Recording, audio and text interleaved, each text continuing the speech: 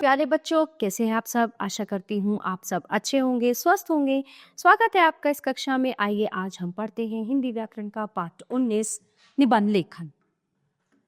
निबंध का शाब्दिक अर्थ है भली प्रकार से बंधा हुआ। निबंध में भाव या विचार एक दूसरे से बंधे हुए होते हैं। निबंध लेखन एक ऐसी कला है जिसमें निबंधकार अपने भावों एवं विचारों के माध्यम से पाठक पर अपना गहरा प्रभाव छोड़ सकता है। अच्छे निबंध का ये गुण है कि विषय पर सीमित शब्दों में विचारों को निजता से प्रस्तुत किया गया। निबंध लिखते समय निम्न बातों का ध्यान रखना चाहिए। निबंध की भाषा सरल, स्पष्ट और सुगठित होनी चाहिए।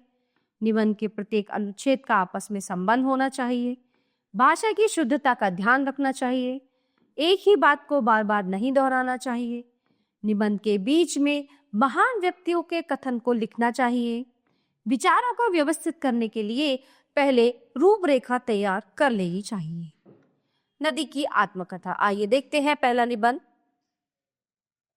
मेरा नाम नदी है, लोग मुझे सरिता भी कहते हैं। मैं पर्वत की पुत्री हूँ, भूमि की कोख से मेरा जन्म हुआ है।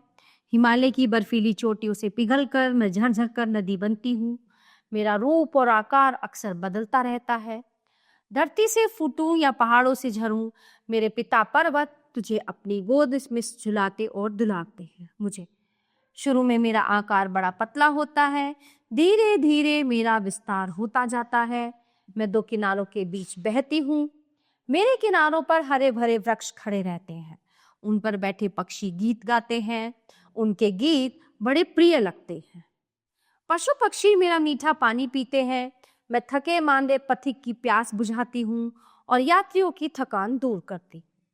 जब मेरे एक किनारे से दूसरे किनारे तक का फासला बढ़ जाता है तो लोग मुझे पार नहीं कर पाते। तब मुझ पर बड़े बड़े पुल बनाए जाते हैं जिनमें होकर बड़ी बड़ी नावें चलती हैं। मेरे किनारे पर कई मेले लगते हैं, कई तीर्थ स्थल हैं। लोग आते हैं, स्नान करते हैं और मेरी जय बोलते हैं, देवी मानकर पूजा अर्चना करते हैं। तब मुझे अपने आप पर बड़ा गर्व होता है। मुझ पर बड़े बड़े बांध बनाए जाते हैं। मेरे पानी से बिजली बनाई जाती है, नहरें निकाली जाती हैं। खेतों में मेरा पानी ले जाकर फसलों की सिंचाई की जाती है। मैं नदी हूँ। पशु पक्षी पेड़ पौधे हर प्राणी की सेवा करती हूँ और किसी से कुछ नहीं मांगती, पर इतना जरूर चाहती हूँ कि मनुष्य मुझे दूषित होने से बचा ले, क्योंकि मुझ पर कई प्राणियों का जीवन निर्भर है। किसी कवि ने सही कहा है, तरोवर फल नहीं खाते हैं, नदी न संचयनी। मेरी माँ ने भी शुरू से यही शिक्षा दी थी, हमेशा दूसरों के काम आओ और मदद करो। अगला निबंध है हमारा विज्ञान वरदान या अभिशाप। खेलों का जीवन में महत्व, बसंत ऋतु, आओ पेड़ लगाएं, कंप्यूटर का महत्व। तो चलिए कंप्यूटर का महत्व जानते हैं। कंप्यूटर बिजली से चलने वाला एक यंत्र है जो शीघ्र किसी बात का हिसाब लगाकर उत्तर सामने रख देता है। इसे हिंदी में संगणक कहा जाता है। इसे परिकलक भी कहते हैं। कंप्यूटर के अधिक प्रयोग के कारण आज के युग को कंप्यूटर युग भी कहा जा सकता है। हम रेलवे के आरक्षण केंद्र में जाते हैं तो कंप्यूटर पर कार्य करते हुए कर्मचारी टिकटें तैयार कर रहे होते हैं। प्रत्येक पंक्ति के यात्रियों से फॉर्म लेकर वे स्थान, समय और व्यक्तियों की आयु को जानकर सीट खाली होने या ना होने का पता कंप्यूटर द्वारा ही लगाकर 1-2 मिनट में टिकट तैयार कर देते हैं। इसी प्रकार व्यापारिक प्रतिष्ठानों में भी कंप्यूटरों की सहायता लेकर बिलों का भुगतान किया जाता है। पुस्तकों के वर्ण संगठन में भी कंप्यूटर कार्य कर रहे हैं।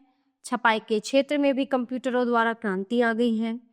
हिसाब किताब करने वाले संगणकों द्वारा जोड़ घटाना, गुणा और भाग कितनी शीघ्रता से हो रहा है, देखकर आश्चर्य होता है।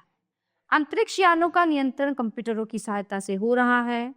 कंप्यूटरों द्वारा संचालित अंतरिक्ष यान हमें वायुमंडल की स्थितियों से अवगत करा रहे हैं।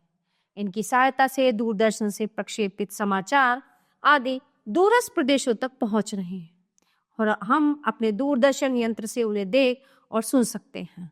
इन समाचारों के पहुंचाने में संगणकों का भी बड़ा हाथ है। इस महत्वपूर्ण यंत्र का आविष्कार सर्वप्रथम कब हुआ और कैसे हुआ? वैज्ञानिकों के मन में विचार आया कि जैसे मानव मस्तिष्क कार्य करता है, क्या कोई यांत्रिक मस्तिष्क भी ऐसा बनाया जा सकता है?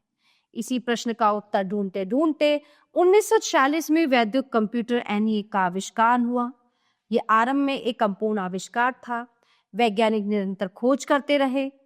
सन 1947 में येल लेबोरेटरी ने ट्रांजिस्टर का आविष्कार किया और ट्रांजिस्टर के मध्य ही एक प्रकार का विद्युत चक्र स्थापित किया गया।